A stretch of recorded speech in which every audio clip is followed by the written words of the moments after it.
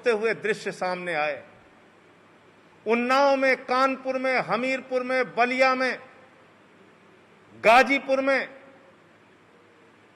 घाटों के किनारे अंतिम संस्कार के बगैर हजारों की संख्या में शव देखे गए। और जो प्रयागराज के घाट का दृश्य आया, वो देखकर तो आपका रूह कांप जाएगा। जो उन्नाव का दृश्य आया कि दाह संस्कार के बगैर लोगों ने मजबूरी में अपने परिजनों का शव दफनाया। प्रयागराज में लोगों के बयान सामने आए कि लकड़ी का पैसा ज्यादा लग रहा था, इसलिए हम अपने परिवार वालों का दाह संस्कार नहीं कर पाए, उनको दफनाना पड़ा।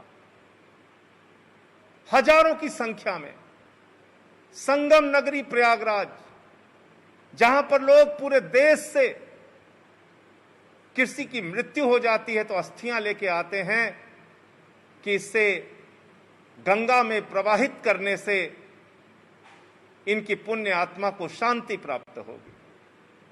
आज उस प्रयागराज में, उस संगम नगरी में हजारों की संख्या में शव दफनाए जा रहे हैं। उनका अंतिम संस्कार इसलिए नहीं हो पा रहा है कि लोगों के पास लकड़ी के लिए पैसे नसीब नहीं है।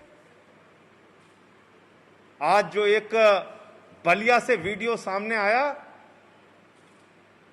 वो देखकर तो आपको लगेगा कि हम किस राज में रह रहे हैं। हिंदू रीति रिवाज के हिसाब से अगर अंतिम संस्कार होता है तो छोटे छोटे चंदन की लकड़ियों का इस्तेमाल किया जाता है, उसमें देसी घी का इस्तेमाल किया जाता है, उसमें ऐसी लकड़ियों का इस्तेमाल किया जाता है जो दाह संस्कार के लिए बताई गई हैं हिंदू परंपरा, हिंदू रीति रिवाज के हिसाब से। और आप पेट्रोल से, टायर से शवों का दाह संस्कार करा रहे हैं। यह अपमान है आदित्यनाथ जी, यह अपमान है उन शवों का जिनका दाह संस्कार पेट्रोल, डीजल और टायर जलाकर किया जा रहा है।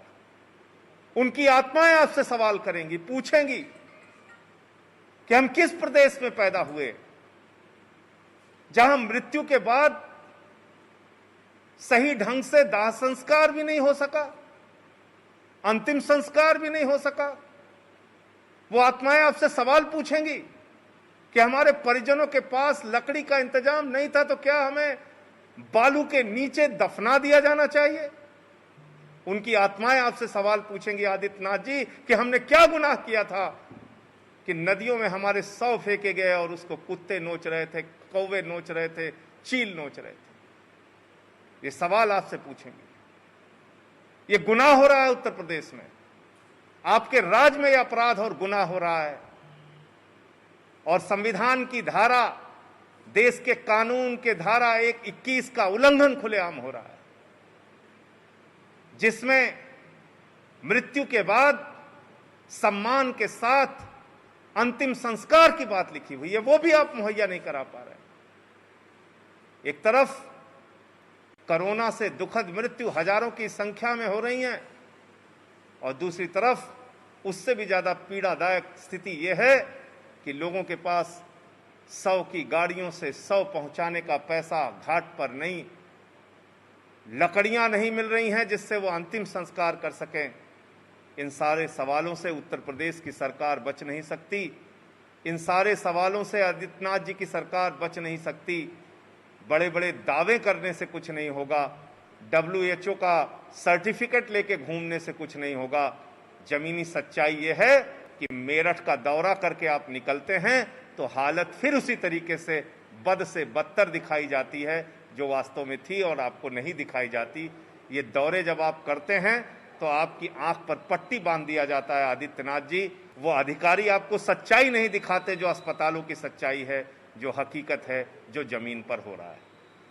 लेकिन इन सब के बीच आम आदमी पार्टी, हम सारे लोग इस मुसीबत के वक्त में जो लोगों की मदद कर सकते हैं जैसा मैंने बताया, कल कई जगहों पे, कल लखनऊ में भी और उसके पहले कई जगहों पे एम्बुलेंस की हम लोगों ने शुरुआत की, और आज से पूरे उत्तर प्रदेश में टेली मेडिसिन की शुरुआत हो रही है, जिसमें कि ऐसे तमाम चिकित्सक, एमडी, एमबीबीएस, बाल रोग विशेषज्ञ और तमाम विशेषज्ञ डॉक्टर, वो लोग फोन पर परामर्श देंगे ऐसे मरीजों को जिनको परामर्श की ज़रूरत है और जो लोग बीमार हैं या परेशान हैं। मैं चाहूँगा डॉक्टर एसपी पांडे जी से कि वो इस बारे में विस्तार से आपको जानकारी दें। लगभग 35 डॉक्टरों की टीम पूरे यूपी के लिए बनाई गई है। मैं निवेदन करूँगा डॉक्टर एसपी पांडे जी से कि वहाँ और अपनी बात रखें।